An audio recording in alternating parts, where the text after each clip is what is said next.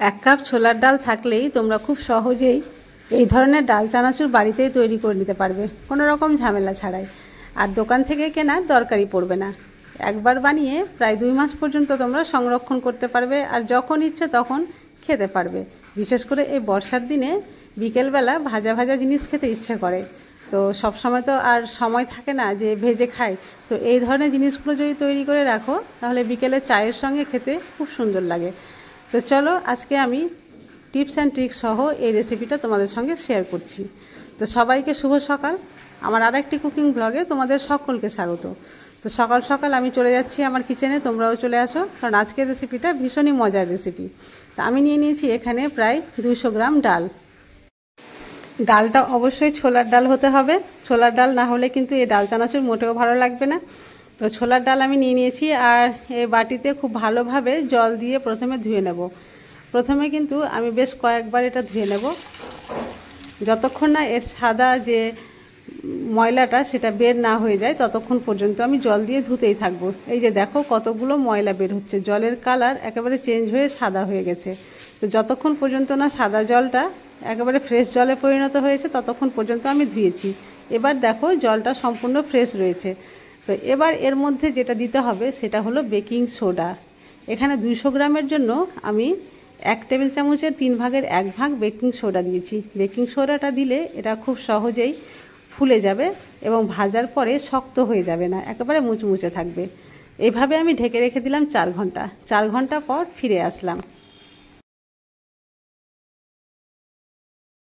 ডালগুলো এবার একটু কাছে থেকে তোমাদের দেখাই, একেবারে ফুলে গেছে আর সম্পূর্ণভাবে কিন্তু ভিজে গেছে। এবার আমি জল ঝরিয়ে একটা ছাঁকনির সাহায্যে রেখে দেব, যাতে সম্পূর্ণ জলটা খুব ভালোভাবে ঝরে যায়। আচ্ছা, আর একটা কথা, ডাল ভেজানোর পরে কোনোভাবে ডাল আর ধোয়া যাবে না, কারণ যেহেতু এটাতে বেকিং সোডা দিয়ে রেখেছি আর কোনোভাবে ধোয়া যাবে না, তাই ডালটা ভেজাবার সময় খুব ভালো করে ধুয়ে নেওয়া ভালো। এবার ডাল ছেঁকে রেখে দিলাম। তারপরে নিয়ে নিয়েছি একটা থালা, থালাতে দিয়ে দিয়েছি একটা শুকনো তাওয়েল, আর তাওয়েলের উপরে এইভাবে ডালটা দিয়ে দিলাম, আর হাত দিয়ে খুব ভালোভাবে পাতলা করে ছড়িয়ে দিচ্ছি, যাতে খুব তাড়াতাড়ি ফ্যানের বাতাসে শুকিয়ে যেতে পারে। অবশ্যই এটা ফ্যানের বাতাসে রাখবে, রোদ্রে কোনোভাবে দেওয়া যাবে না, রোদ্রে দিলে কিন্তু ভাজার পরে একেবারে শক্ত হয়ে যাবে। এর মধ্যেখানে আমি একটা মশলা করে নিচ্ছি। একটা বাটিতে প্রথমে দিয়ে দিচ্ছি 1/2 চামচের মতো চাট মশলা, 1/2 চামচ দিয়ে দিলাম কাশ্মীরি লঙ্কার গুঁড়ো, আর সামান্য পরিমাণে দিচ্ছি ঝাল লঙ্কার গুঁড়ো, যেমন ঝাল খাবে তেমন দেবে।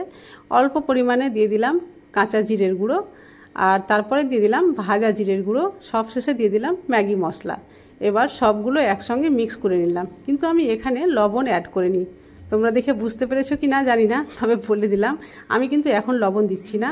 এই মশলাগুলো আমি খুব ভালো করে মিক্স করে সাইডে সরিয়ে রেখে দিচ্ছি। 10 মিনিট হয়ে গেছে আর ডালগুলো খুব ভালোভাবে শুকিয়ে গেছে। এই যে দেখো হাতে তুলে দেখাচ্ছি, কোনো রকম জল লেগে নাই, একেবারে ঝরঝরে হয়ে গেছে। এই রকমই ডালের দরকার ছিল আর কি শুকানোর। তো এবার আমি ডালগুলোকে ভেজে নেব, তাই গ্যাসের ফ্লেম অন করে আগে থেকে আমি একটা কড়াইয়ে তেল দিয়ে দিয়েছিলাম, আর তেল এবার গরম হয়ে গেলে ডালগুলো ভেজে নিতে হবে। তো প্রথমে গ্যাসের ফ্লেমটা হাই রেখে তেল গরম করেছি, তারপরে এখানে সম্পূর্ণ ডাল দিব না, অল্প পরিমাণে ডাল দিলাম, আর এভাবে কিন্তু ভেজে নিতে হবে।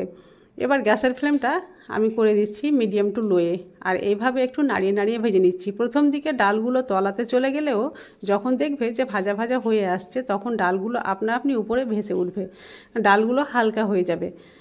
তারপরে যখন সম্পূর্ণভাবে কালার চলে আসবে তখন আমি এগুলো উঠিয়ে নেব। এখনও কিন্তু কালার আসতে একটু বাকি রয়েছে, তাও এভাবে নাড়িয়ে চাড়িয়ে আমি রেখে দিলাম। এই যে দেখো কত সুন্দর কালার এসছে, আর এতক্ষণে কিন্তু ডাল ভাজা কমপ্লিট হয়ে গেছে। তো ডালগুলো আমি এইভাবে ছাঁকনির সাহায্যে ছেঁকে নিচ্ছি। অবশ্যই খুব তাড়াতাড়ি ছাঁকতে হবে, না হলে নিচেরগুলো আবার পুড়ে যেতে পারে। আর এই ছোট ছাঁকনি দিয়ে এই পরের ডালগুলো উঠিয়ে নিচ্ছি, কারণ সব ডাল তো আর গোটা থাকে না, কিছু কিছু ডাল অর্ধেক বা ভাঙা ছিল, সেগুলো আমি সেটাতে উঠিয়ে নিলাম। এবার তারপরে বাকি যে ডালগুলো ছিল সেগুলো আবার একই রকমভাবেই ভেজে নিচ্ছি। সমস্ত ডালগুলো ভাজা হয়ে গেছে। এবার আমি এতে অ্যাড করব চীনাবাদাম। তবে চীনাবাদাম লাল রঙের হয় আর এই গোলাপি রঙের হয়। তো লাল কালারেরটা আমি পাইনি আর কি, এই গোলাপি কালারেরটা পেয়েছি, তো এটাই আমি নিয়েছি। তো চলো এটাও আমি ভেজে নিচ্ছি। এইভাবে ভাজতে গিয়ে যখন দেখবে যে চিনাবাদাম থেকে ফটফট করে আওয়াজ আসছে এবং ফেটে ফেটে যাচ্ছে, তখন ভাববে যে সম্পূর্ণভাবে ভাজা হয়ে গেছে। তো চলো বাদামগুলোও ভাজা হয়ে গেছে, এবার সেগুলো এই ডালের মধ্যে রেখে দিলাম। এবার আমি এতে অ্যাড করব কারি পাতা। কারি পাতার টেস্টটা কিন্তু খুব সুন্দর লাগে। তো কারি পাতা এইভাবে ভাজবো আর কি, এই ছাকনাতে দিয়েই, কারণ তেলের মধ্যে দিলে আবার পুড়ে যেতে পারে। আর ভাজার সময় আমি গ্যাসের ফ্লেমটা একেবারে বন্ধ করে দিয়েছি, তেলের যেহেতু তাপ রয়েছে। আর এখানেই আমি পাতাটা ভাজবো যাতে কালারটাও খুব সুন্দর থাকে। তো পাতা দেওয়ার আগে যে মশলাটা আমি তৈরি করে রেখেছিলাম সেই মশলাটা দিয়ে দিই। সম্পূর্ণটা প্রয়োজনে পড়লো না, এখানে অল্প পরিমাণে দিলাম। আর এতক্ষণে আমি লবণটা অ্যাড করছি। তখন লবণ দিলে ঠিকঠাকভাবে বোঝা যেত না যে কতটা লবণ আর কি লাগছে। তো এখন আমি লবণটা দিলাম, লবণের আন্দাজটা বা পরিমাপটা ঠিকঠাকভাবে দিতে পারলাম। এবার আমি কারি পাতা এর সঙ্গে অ্যাড করে দিচ্ছি। আর একটা কথা, তোমরা যদি এটা বেশি করে তৈরি করো এবং স্টোর করতে চাও তাহলে লবণ না দেওয়াই ভালো। যখন খাবে তখন লবণ মিক্স করে খেয়ে নেবে, কারণ লবণ যদি মিক্স করে তারপরে স্টোর করো তাহলে লবণের গায়ে যে জল থাকে আর কি, আর বর্ষার দিন বুঝতেই পারছো জল লেগে এগুলো কিন্তু নরম হয়ে যেতে পারে। তো লবণটা না দিয়ে স্টোর করতে হবে, যখন খাবে তখন লবণ দিয়ে মাখিয়ে তারপরে খেতে পারো। আর মশলাটা কেন তৈরি করে আগে থেকে রেখেছিলাম জানো? মশলা এই সঙ্গে সঙ্গে গরম অবস্থাতেই অ্যাড করতে হবে, তাহলে গায়ে লাগবে। আর এগুলো ঠান্ডা হয়ে গেলে মশলা দিলে এর গায়ে কিন্তু লাগবে না, কালারটাও ভালো আসবে না। তো এই ট্রিক্সগুলো যদি তোমরা ফলো করে এই চানাচুরটা তৈরি করো তাহলে কোনোভাবেই কিন্তু খারাপ হবে না। তো আজকের রেসিপি তোমাদের কেমন লাগলো অবশ্যই কমেন্ট করে জানাবে। ভালো লাগলে একটা লাইক করে দিও, বেশি বেশি করে শেয়ার করিও। আর এই ধরনের রেসিপি পেতে হলে প্লিজ চ্যানেলটা সাবস্ক্রাইব করে পাশে থেকো। আর সাবস্ক্রাইব করার সঙ্গে সঙ্গে বেল বাটনটা অবশ্যই ক্লিক করে দিও আমার নতুন ভিডিওর আপডেট পাওয়ার জন্য। আজ তাহলে এই পর্যন্ত, তোমরা সবাই ভালো